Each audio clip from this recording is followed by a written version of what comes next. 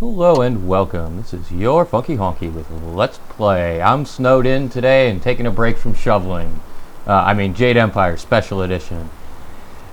Episode 33. In this one, we are gonna fly out of here.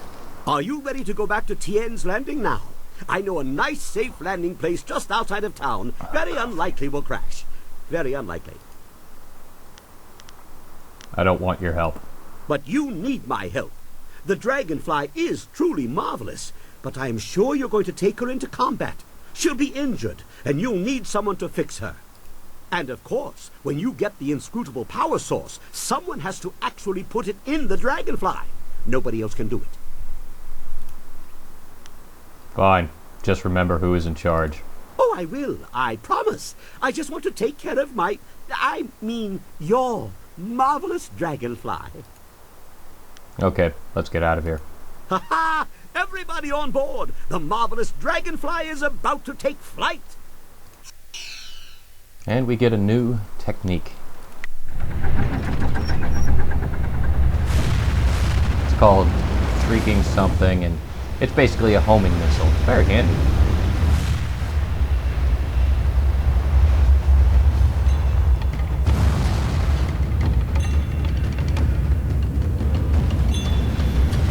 Makes those crappy little mosquitoes look like crap, doesn't it?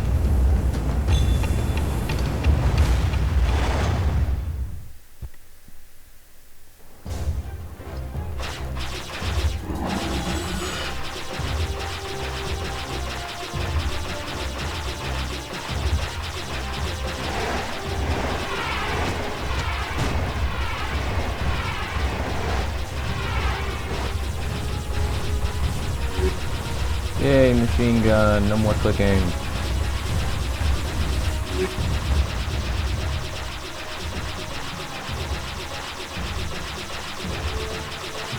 What do we got next?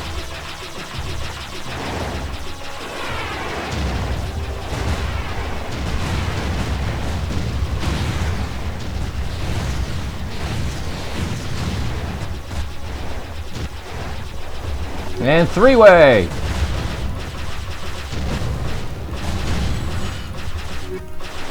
So back to clicking, but more damage.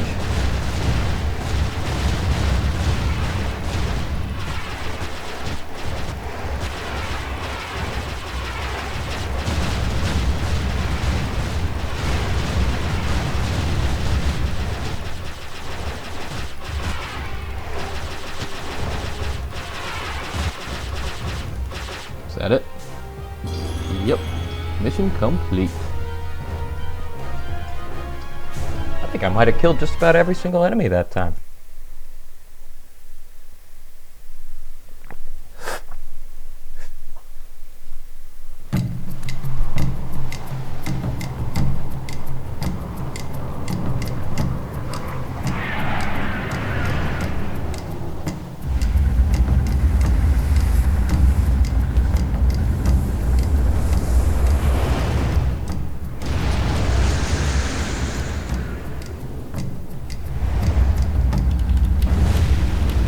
So, we've got ourselves a flyer. That's step one. Now all we need is a wind map and an inscrutable power source.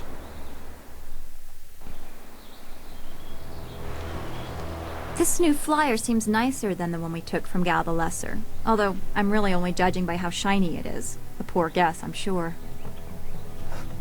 No. The marvelous dragonfly is superior to the amber mosquitoes I foisted on Gao. And actually, the shinier the better. The heavens like their glory reflected.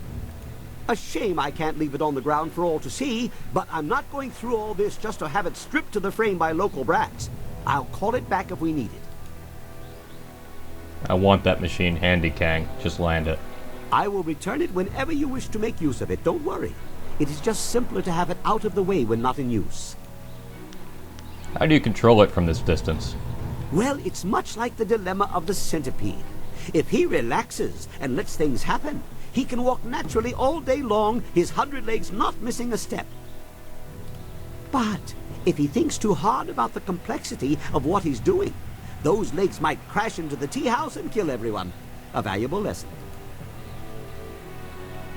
Very well. Enough of this. What do we need to do now? Is there anything you need? I'll do whatever I can to help. I am interested in how you are, Dawnstar. Is there anything bothering you? I'm trying to feel good about what happened at Gao's fortress, the lair of his pirates. We went looking for our master and perhaps another flyer. What we found? I was not prepared for how cruel people could be. Seeing those people with no control over their fates, it is similar to a pain in my past that I have not thought about for a long time. Give me the short version, please. If you have no interest in me or my feelings, you have only to say so. I will not bother you further if that is your wish. I'm sorry. Please tell me your concern. Seeing those people enslaved in the pirate lair has brought unexpected memories. I don't claim to have suffered as they have, but some things are similar.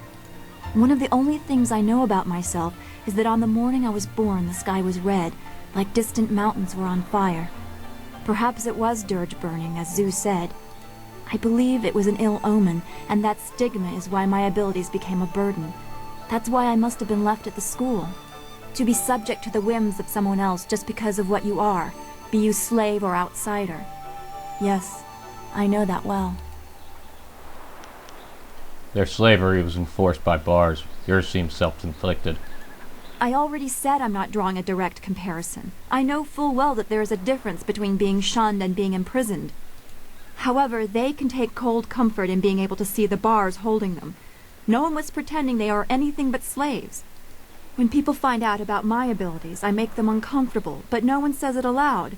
The walls that keep me out are unseen, but they are there. Again, you cloud the issue. Their suffering is real. You're just moody. You are infuriating. You claim that I could not possibly know a similar pain unless I too was made a slave? You'd better hope not, or you won't be able to fathom what is wrong with the restless spirits until you are dead yourself. I am through speaking for now. I'm sorry I brought it up. Bitch. Goodbye for now. Be well, my friend. Alright. Level up here, but first let's talk to Sky. Something's on your mind? Do you have a minute to talk? Of course. I was just thinking about things. Gao richly deserved his death, but I'm not sure I ever really expected it to happen.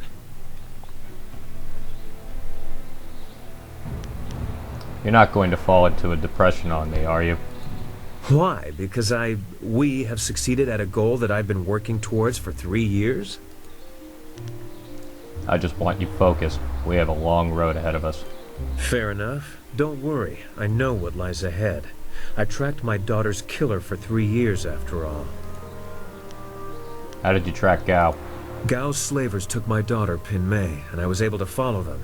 Fortunately, they didn't cover their tracks. I chased them down, trying to reach her. I was too late. Pin Mei was spirited, and I'm sure she fought them. I believe they decided she was too much trouble and killed her. 5 years old, and they ran her through. I found her dead by the roadside and stopped my pursuit. By the time I cared to continue my chase, the slavers were long gone. You should have chased them down. Vengeance is more effective than sorrow. Is that what you're doing? Chasing after your master without a thought for the others in your town? Yes, I've heard about the attack. I'm sorry, that wasn't fair. You're right, I could have saved myself 3 years if I just run those bastards down. But why dwell on this?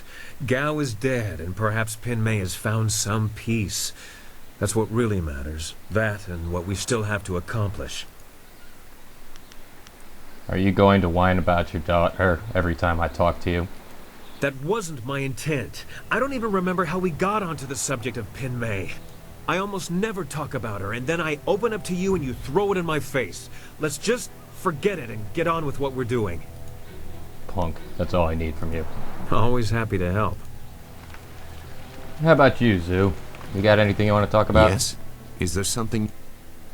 I want to know what you and Hui were talking about. Nothing to concern yourself over. Very old business. I traveled this way when I was fleeing the Lotus Assassins. I want to know more about this child she mentioned. It was nothing. Some vagrant waif I passed off after making sure its belly was full. A far less surprising turn than what Hui said about your Master Li. She confirmed that he is the Emperor's brother. I know Hui to be a truthful and honorable person. Much more so than I consider myself to be. I do not question her belief, but belief alone is not enough. What if it is true? Much will have to change to accommodate this truth. It means the Emperor lied about Li's death, and he may have assaulted the heavens. The Emperor subject to the common vice of deception. Unthinkable. You don't seem the type to hold such allegiance to the Empire. Perhaps my path has joined the low road once or twice, but you don't have to be an earnest schoolboy to know that anarchy is madness. The order of things is important. I warn you, this will lead in a dangerous direction for you and Dawnstar. I cannot condone it, but I have agreed to help, and I will. Just don't blame me when the whole world is against you. Why stay if you're so reluctant? You and your companions have Okay, shown running me out a of time. path. You can read it. Goodbye for now. Goodbye. And this has been Your Funky Honky. Stay tuned for episode 34, and I hope you will see me then.